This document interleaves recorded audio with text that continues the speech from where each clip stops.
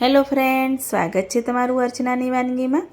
તો હવે પવિત્ર શ્રાવણ માસ પણ શરૂ થઈ ગયો છે અને ઘણા લોકો પૂરો શ્રાવણ મહિનો કરતા હોય છે, ઉપવાસ કરતા હોય છે અને ખાસ કરીને આપણે જ્યારે ઉપવાસ કરીએ ત્યારે જ આપણને તીખું, ચટપટું, ટેસ્ટી એવું ખાવાની ઈચ્છા થતી હોય છે।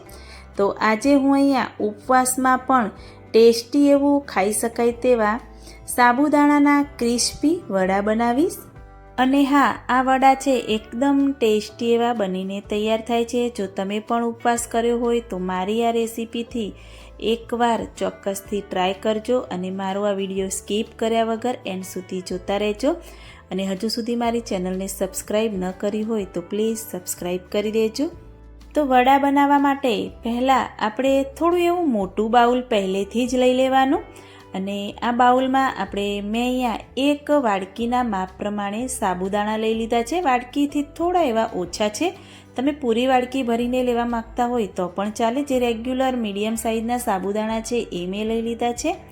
બાઉલમાં એડ કરી થોડું એવું પાણી એડ કરી અને જ્યાં સુધી સફેદ પાણી નીકળે ત્યાં સુધી આપણે સાબુદાણાને 2 થી 3 પાણી ધોઈ અને રેડી કરી દઈશું। તો સરસ એવા મેં સાબુદાણા ધોઈ દીધા। તો હવે વાત આવી સાબુદાણામાં પલાળવા માટે કેટલું પાણી એડ કરવું। તો જે વાડકી ભરી આપણે સાબુદાણા લીધા હતા એ જ વાડકી ભરી મેં પાણી લઈ લીધું છે। એટલું જ આપણે પાણી અંદર એડ કરવાનું છે, વધારે પાણી નથી એડ કરવાનું, ઓછું પાણી હશે તો ચાલશે। તો સાબુદાણામાં જે મેં પાણી લીધું હતું એ એડ કરી દીધું। હવે આ સાબુદાણાને ઢાંકણ બંધ કરી અને 6 થી 7 કલાક સુધી આપણે પલળવા દેવાના છે।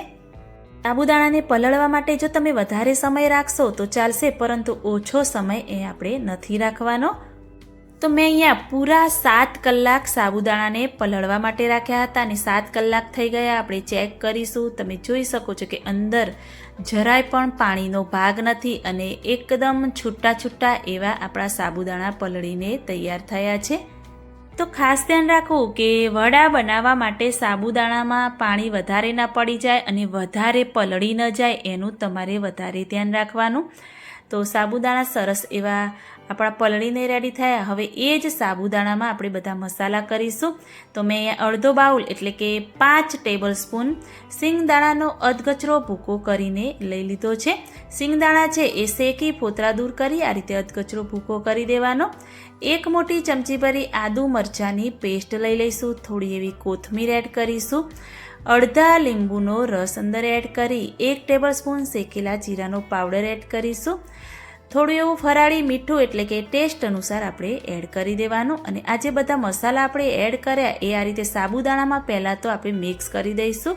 તો આ રીતે બધા જ મસાલા સરસ એવા મિક્સ થઈ જાય એટલે થોડું એવું આ રીતે હાથ વડે પ્રેસ આપી અને આપણે સાબુદાણાને આ રીતે મિક્સ કરીશું, એટલે બધા જ મસાલા છે એ સરસ એવા મિક્સ થઈ જાય, થોડા એવા સાબુદાણા છે એવા મેશ થઈ જાય।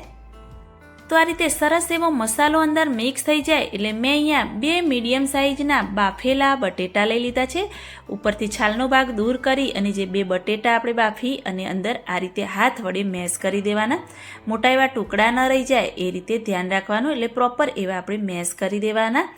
જો બાફેલા બટેટા રેડી હોય, સાબુદાણા પલાળેલા રેડી હોય તો આ જે વડા છે એ બનાવતા જરાય પણ વાર નથી લાગતી। તો બટેટા અંદર એડ કરી અને ફરીથી આપણે આ રીતે હાથ વડે થોડું એવું પ્રેસ આપી અને જેમ આપણે લોટ બાંધતા હોઈએ એ રીતે બધું સરસ એવું મિક્સ કરી દેવાનું। વડાનો મસાલો સરસ એવો રેડી થઈ જાય એટલે હાથમાં થોડું એવું તેલ ગ્રીસ કરી દેવાનું, એટલે મસાલો છે એ હાથમાં ચોંટી ન જાય। તમે તેલ ગ્રીસ કરશો એટલે જરાય પણ મસાલો ચોંટે નહીં, તમે જોઈ શકો છો કે હાથમાં જરાય પણ ચોંટતો નથી। આ રીતે મોટો એવો લુવો લઈ વડા જેવો શેપ આપીશું અને વડા છે એ વધારે પડતા નાના નથી બનાવવાના અને વધારે પડતા પાતળા પણ નથી બનાવવાના। આ રીતે મીડિયમ સાઇઝના આપણે વડા બનાવીને રેડી કરીશું। વડાની આજુબાજુનું જે કિનારી છે એકદમ લીછી કરી દેવાની, ફાટેલી કે તિરાડ પડેલી ન હોવી જોઈએ, જેથી તમે જ્યારે પણ વડા તળો ત્યારે અંદર તેલ ન ભરાઈ જાય। તો આ જે મસાલો બનાવ્યો છે એના બધા જ વડા આપણે બનાવીને રેડી કરી દઈશું। ફ્રેન્ડ્સ, તમે જો 11 શ્રાવણ મહિનાનો સોમવાર કે શ્રાવણ મહિનો કર્યો હોય તો એકવાર મારી આ વડાની રેસીપી ચોક્કસથી ટ્રાય કરજો, ખૂબ જ એવા ટેસ્ટી બની અને તૈયાર થાય છે। તો તો આપણા વડા બની અને તૈયાર થઈ ગયા છે. સાઈડમાં મેં તેલ પણ ગરમ કરવા રાખી દીધું છે. તો હવે વડાને આપણે તળીશું. તો મેં અહીંયા પેનમાં તેલ ગરમ કરવા રાખ્યું છે. અને હા, તેલ છે એકદમ વધારે પડતું ગરમ ન હોય એનું ધ્યાન રાખવાનું, નહીં તો ઉપર છે એ લાલ પડતું અને અંદરથી કાચું રહી જશે. તો મીડિયમ એવું તેલ ગરમ થાય એટલે આ રીતે આપણે વડા અંદર ધીરે ધીરે રાખી દઈશું. જેટલા સમાય એટલા આપણે અંદર રાખવાના. અને જ્યારે પણ વડા અંદર રાખો ત્યારે તરત જ એને નથી હલાવવાના. થોડો એવો નીચેનો ભાગ તળાય પછી જ આ રીતે આપણે ઉલટાવવાના. થોડો એવો નીચેનો ભાગ તમે જોઈ શકો છો કે ગોલ્ડન બ્રાઉન થયો છે. તો આ રીતે બધા જ વડા આપણે ઉલટાવી દઈશું એટલે નીચેનો ભાગ છે એ ફરીથી આપણો ગોલ્ડન બ્રાઉન જેવો થઈ જાય. તો થોડો એવો ડાર્ક ગોલ્ડન બ્રાઉન જેવો અને ઉપરથી થોડા એવા ક્રિસ્પી થાય ત્યાં સુધી આપણે આ રીતે ઉલટાવતા રહીશું અને બંને બાજુ સરસ એવા તળી અને રેડી કરી દઈશું. તળતી વખતે થોડી ગેસની ફ્લેમ છે મીડિયમ રાખવાની. તમે જોઈ શકો છો કે વડાનો કલર છે એકદમ ચેન્જ થઈ ગયો છે અને બધા જ વડા છે એકદમ ક્રિસ્પી એવા તળાઈને રેડી થઈ ગયા છે. તો એક જારો આ રીતે લઈ લઈશું, એમાં બધા જ વડા રાખી દઈશું એટલે બધું જ તેલ છે એ નીચે નીતરી જાય.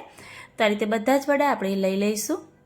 એ જ રીતે બીજા વડા છે એ પણ આપણે તળી દઈશું. અને ફ્રેન્ડ્સ, જે મેં માપ બતાવ્યું હતું એમાંથી 10 વડા આપણા બનીને તૈયાર થયા છે. તમે જે સાઈઝના બનાવો એ રીતે તમારા વડા બની અને તૈયાર થશે.